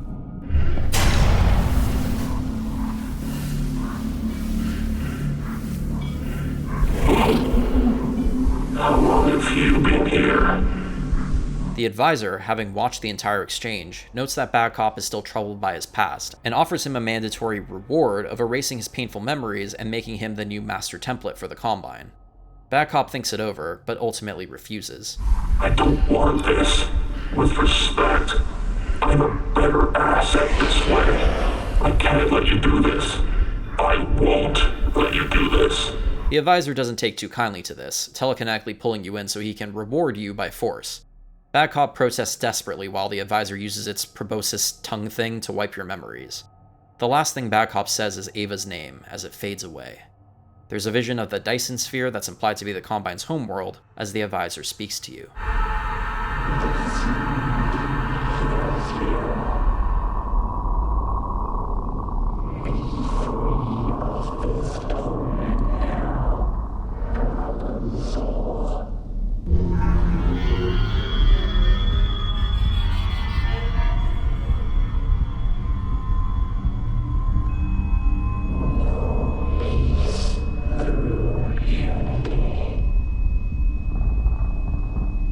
Once you regain consciousness, you, as in the player, are no longer in control of Bad Cop, as it becomes clear that his personality and free will are gone, and he's become just another Combine soldier.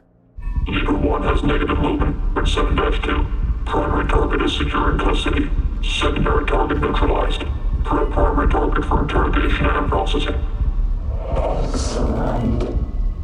Report all radios free.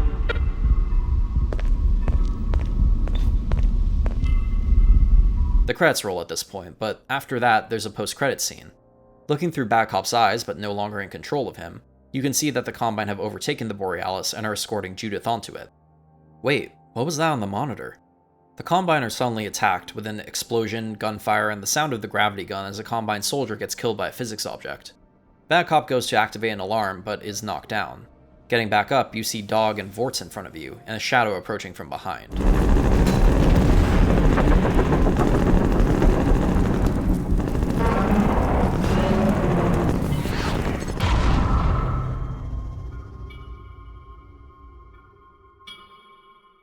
And so ends the tragic story of Bad Cop. brought to an unfortunate demise at the hands of Gordon Freeman after selling his soul to the Combine and having nothing to show for it at the end. At least, that's how it went down if Badcop allowed his memories to be erased. While the advisor holds you, you get little tooltips telling you what not to do, but they're just suggestions. Shooting or kicking the advisor triggers a final boss battle against it.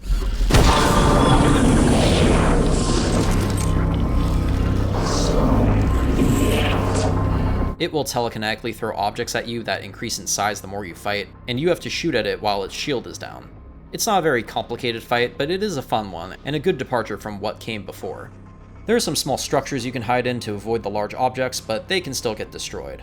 There are also holes in the floors that you can hide in by ducking while inside them, though the advisor will telekinetically pull you towards it if you avoid fighting it for too long.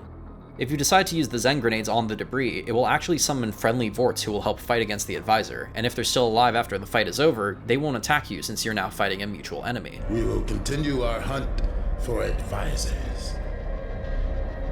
Our purpose is mutual.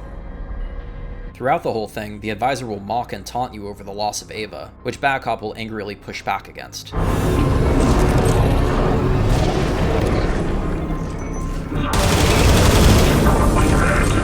He'll also continually insist that he doesn't want to do this, but that he was being given no other choice. When the advisor finally dies, Badcop yells that he gave everything for the Combine, and that they'd be after him now.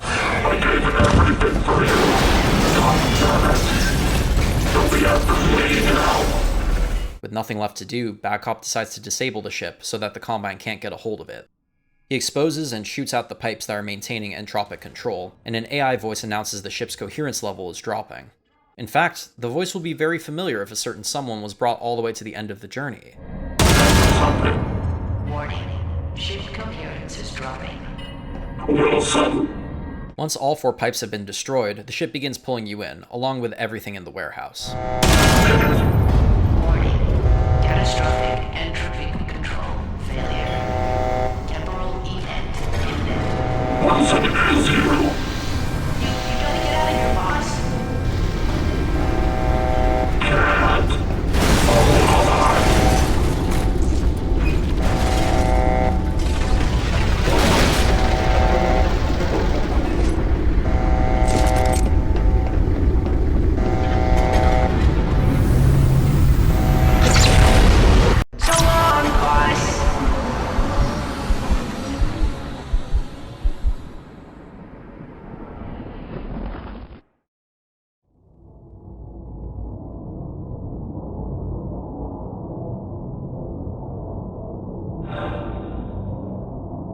We're on the Borealis, for real this time, traveling through some sort of bright space. Wait, who's that standing at the edge of the ship?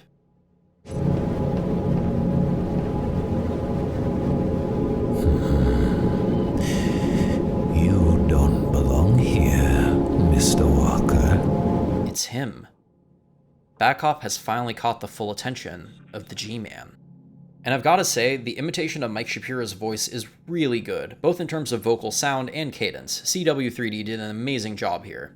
Now, you could hear out what he has to say. After all, you're currently weaponless, right? Yeah, that's true. But you still have your legs. You don't... Insolence. I had hoped better of you. Cause and effect, Mr. Walker. Taking the G-Man at any point will cause him to call you insolent and teleport you into a cave in Zen, trapped with a gonome and no way to defend yourself, which is a fun variant of a bad ending. This is almost certainly a callback to HL1's bad ending, where refusing the G-Man's deal will cause him to leave you in a battle you have no chance of winning. But if you choose to let him talk, Badcop will recognize the G-Man from City 10, and the G-Man says that he owes a debt to Badcop for buying him time. He can't bring Ava back, but he can offer something else. The Combine. Badcop requests that the G-Man stop the Combine from cloning him, but the G-Man warns that doing so means he can't also disclose what happened to Ava. Badcop's arc is finally complete, as he accepts that knowing he didn't kill his daughter was good enough for him, and that he'd rather stop the Combine from using his memories. The G-Man teleports the both of you to some sort of Combine cloning facility, where you can kill the host containing your DNA. Second thoughts. No, just making sure.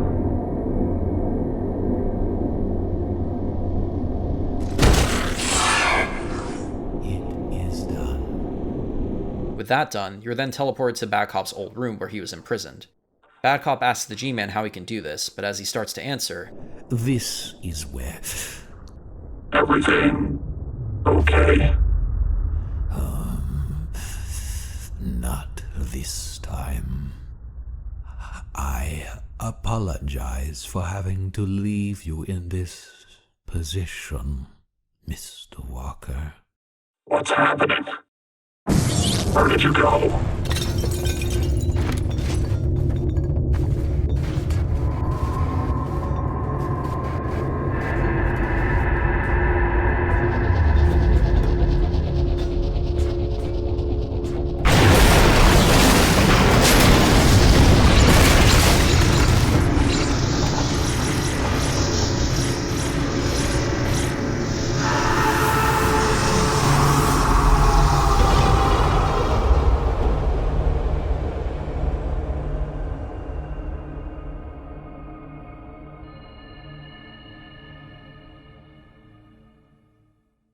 After the credits roll, with fantastic music I might add, the post-credits scene of this ending plays out. Bad Cop has been recaptured by the Combine, and a new advisor is attempting to break into his mind, noting that he harbors scars from the Elusive One, referring to the G-Man. At this point, Bad Cop just begs for them to kill him, as he can't take anymore, but they proceed.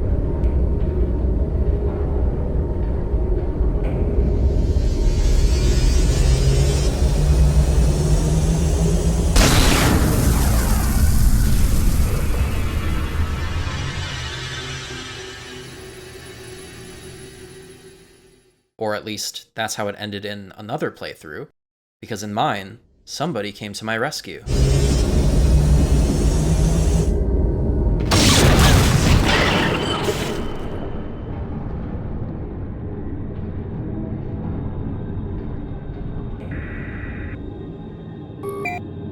Boss, I found you.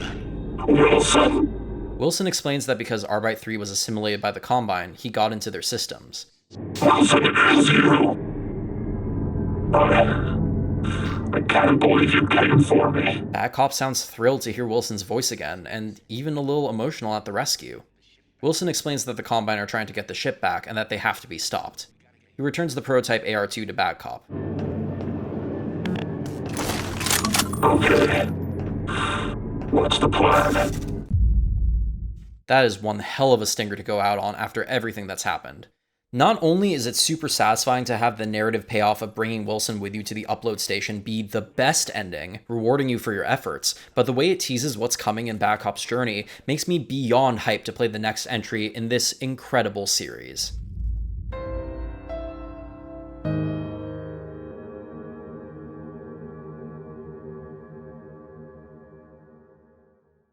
But even though that's the end of the campaign, there's still more content in this game somehow. First, there are the challenge maps, which function similarly to the ones in the first Portal, albeit with 5 different challenges spread across 8 maps, instead of 3 spread across 6. These challenges are least damage, least bullets, least time, least kills, and most mass, which is my favorite since it utilizes the Zen grenades. They aren't the most difficult things in the world, but I'm not the biggest fan of challenge maps, so I felt no shame in looking up a guide for the gold rankings. There's also a fair bit of locational variety, including the Zentarium, so that's appreciated. They're fun, a good way to extend the gameplay of Easy 2 a little bit, but not much more than that. Then there's Cold Signal, a short standalone map developed by 1UP, featuring the radio guy as the protagonist, tasked with establishing a signal to communicate with the rebels after crash landing in Arbite. The main gimmick of this map is that it's extremely cold outside, so you have to stay near heat generators or you'll start taking damage. Not all of them are on, you have to put a fuel tank in some, and nearby zombies who are frozen will also thaw. You get 2 weapons and a basic pistol and shotgun, which are both unique to this map. It's very short and basic, about a 5 to 10 minute play, and there's no dialogue whatsoever, but it's pretty enjoyable. There are also unused maps to explore, like a daytime version of the main menu background, the previous version of the first map in Chapter 4, the original version of the Zentarium, and a flashback cutscene from an early story element where Bad Cop will be haunted by the original occupant of his host's body. A lot of these are obviously unfinished, and some unfortunately have broken controls, but it's still neat to see these leftovers from the game development process. In December 2023, an update to EZ2 added in a demo room to test the AI of a new Combine assassin that Breadmen were developing for another project. It's a small arena where you can spawn the assassins, who are agile and have their own unique voice lines, quite similar to the female Black Ops in HL1. Other new NPCs were added too, though they need to be spawned in via console command. Zombies, rebels, friendly assassins, hostile assassins, and friendly Combine troops can also be spawned, creating a chaotic, never-ending battle for you to observe or play in yourself. It's interesting to play with it, and at the time, made me very curious about what they're making next in the Entropy Zero franchise. We'll get to that in a little bit. Finally, there's Steam Workshop support for this title, which is great. There are a lot of cool things you can download, from maps to gameplay modifications. One notable item that I'd recommend checking out is a short map by Blixabon, one of the designers on the EZ2 team, which is a test scene using AI to replicate the original voice actors for Eli, Isaac, Magnuson, and Mossman, discussing the discovery of the anomaly with Radio Guy. I'm not really a fan of using AI voices in lieu of real ones, but this more or less exists as a proof of concept and nothing more, so I'm not too worked up about its use here. I mean, the developers of Entropy Zero 2 had the opportunity to do this with Mossman's voice, and they chose not to, which is a decision that I really respect. Okay, well, it's a man-made device apparently called the Project, and it's responsible for all of the strange things happening at Arbite.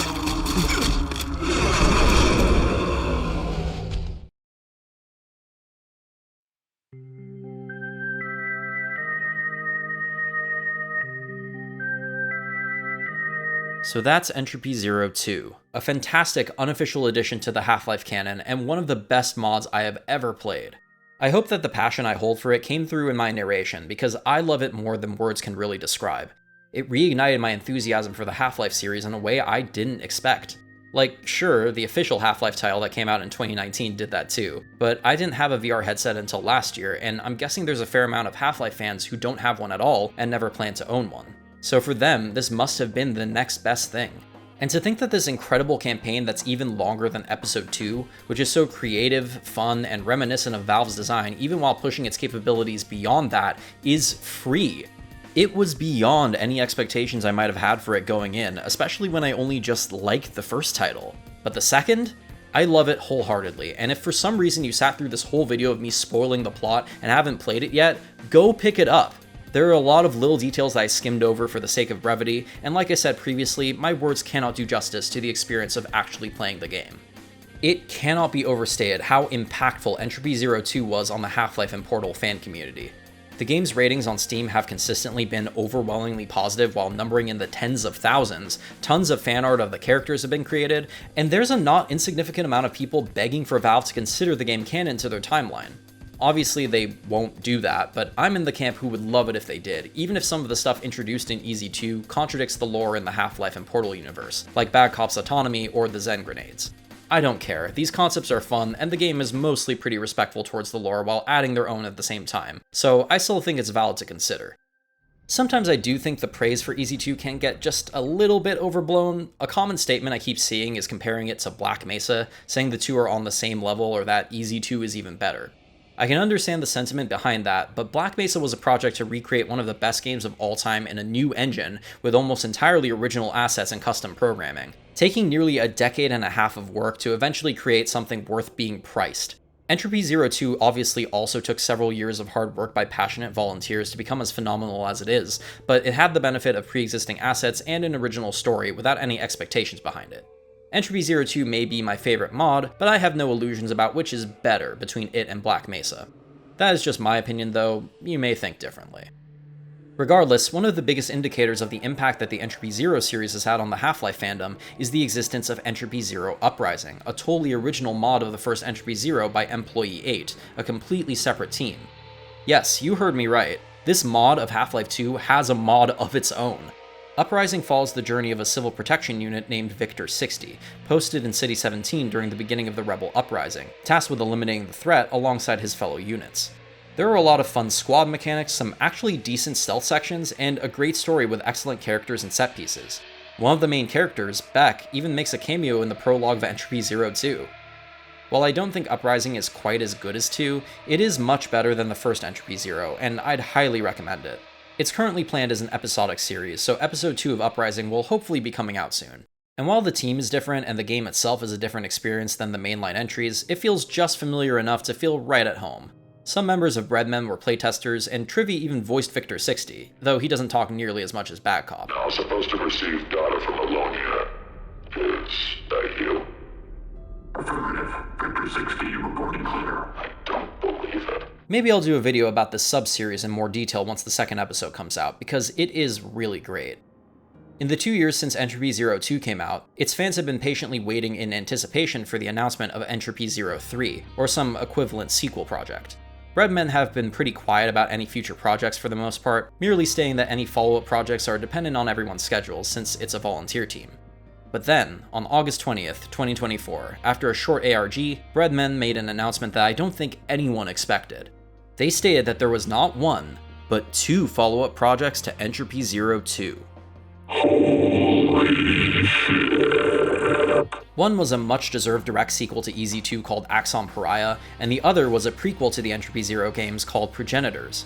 Just like EZ2 itself, this announcement was beyond any of my expectations for what could come next for this franchise, and I cannot wait to see what this talented team can come up with. Axon Pariah follows Bad Cop and Wilson as they escape a Combine facility called the Athenium and try to prevent the Combine from reacquiring the Borealis, establishing the Wilson ending as canon, as it should be. It's been stated that this is episodic content that will be shorter than EZ2, with an undetermined number of episodes to follow. Meanwhile, Progenitors follows a Combine assassin named 2088, tasked with shutting down the Progenitor, a rogue precursor unit who served as the original template for the Combine soldiers.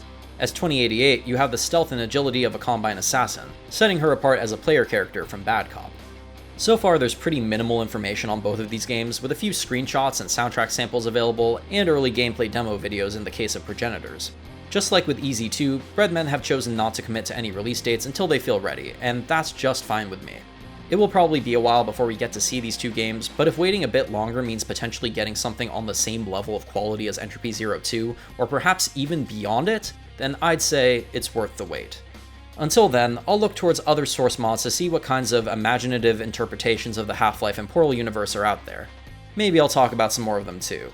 And I'll keep on replaying the Entropy 0 games, awaiting the continued adventures of Bad Cop and Wilson. Thank you for watching, see you in the next one.